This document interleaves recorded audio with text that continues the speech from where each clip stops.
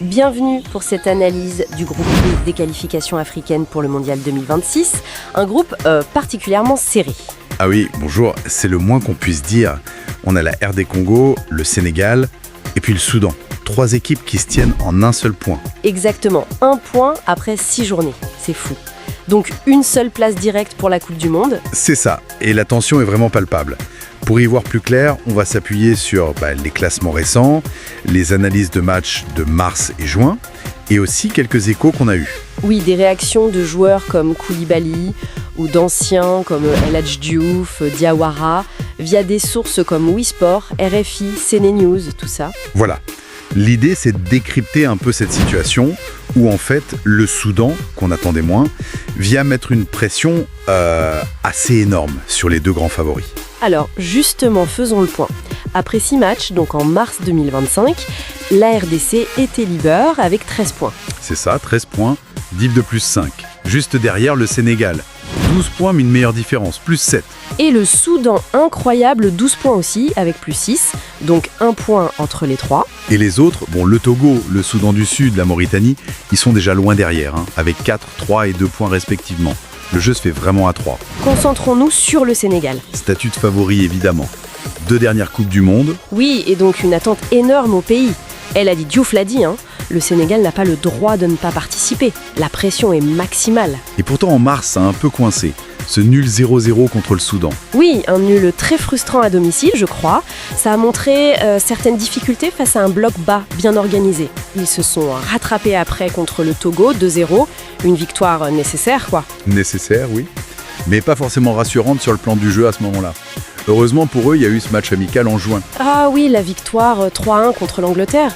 Ça a dû redonner confiance. Oui, Koulibaly l'a souligné. C'est important pour le moral avant les échéances de septembre. Mais bon, attention, ça reste un amical. Bien sûr, la vérité, ce sera sur le terrain en septembre.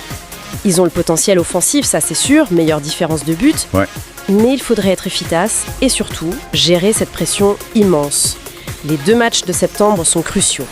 Réception du Soudan, puis le déplacement à Kinshasa. Parlons de Kinshasa, justement. La RD Congo, actuel leader. Solide, hein ? Très solide. 4 victoires, 1 nul en 6 matchs.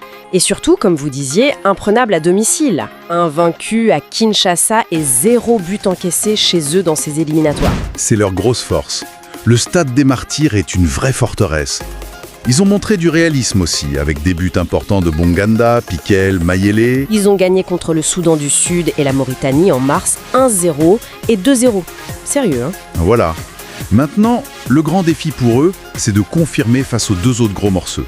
Et surtout ce match contre le Sénégal en septembre à Kinshasa. Ça va être électrique. Et puis, il y a l'invité surprise, le Soudan. Franchement, quelle performance ! Ah mais c'est la grosse cote, hein. Invaincu après 6 journées, 3 victoires, 3 nuls. Ils sont à égalité de points avec le Sénégal et ils ont déjà pris des points aux 2 favoris. Ils ont battu l'RDC 1-0. Mais ils ont tenu le Sénégal en échec 0-0, donc ils ont prouvé qu'ils pouvaient rivaliser. Leur seul petit regret, c'est peut-être ce nul en mars contre le Soudan du Sud, 1-1. Ça leur coûte la première place, non ? Oui, exactement. Un petit accroc qui montre qu'ils ne sont pas infaillibles non plus. Mais on parle souvent du duel RDC-Sénégal et on oublie un peu le Soudan. Alors qu'ils sont totalement dans la course. Complètement. Ce ne sont plus des faire-valoir, mais des concurrents directs. Leur match au Sénégal en septembre, ça va être un test énorme pour eux aussi. Historiquement, le Sénégal les dominait, mais ce dernier nul change peut-être la donne psychologiquement. C'est possible, oui. Et ça rejoint ce que disait Souleymane Diawara à propos du match RDC-Sénégal. Ah oui, sur l'importance du mental. Exactement. Il disait, au-delà de la tactique, c'est surtout le mental qui compte. Et celui qui en voudra le plus gagnera. Et ça vaut pour les 3 équipes. La tête sera aussi importante que les jambes. Donc, tout résumé, on a un groupe B complètement fou, imprévisible. C'est ça. Le Sénégal, favori mais sous pression, n'a plus de joker.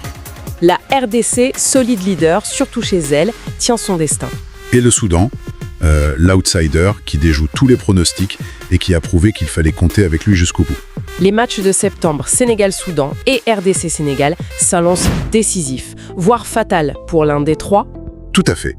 Chaque point vaudra de l'or. Le Soudan a vraiment mis le bazar dans ce groupe et la pression sur les épaules des Sénégalais et des Congolais est énorme. Alors, la question finale. Evan, Est-ce que ce groupe B, avec cette lutte à 3 et la montée en puissance du Soudan, ne nous prépare pas une des plus grosses surprises de ces qualifs pour 2026. Qui va craquer en septembre? C'est toute la question.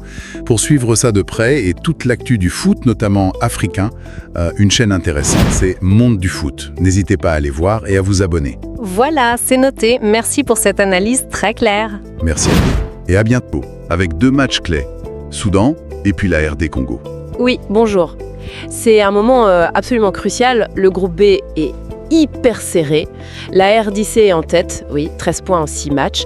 Mais juste derrière, on a le Sénégal et le Soudan, tous les deux à 12 points. Donc rien n'est fait pour la qualification directe. Notre objectif aujourd'hui, essayer de décortiquer les analyses récentes pour en tirer les clés pour le Sénégal. Et un truc qui ressort tout le temps, c'est le mental. Souleymane Diawara, l'ancien international, en parle beaucoup. Ah oui, et c'est pas juste un mot comme ça.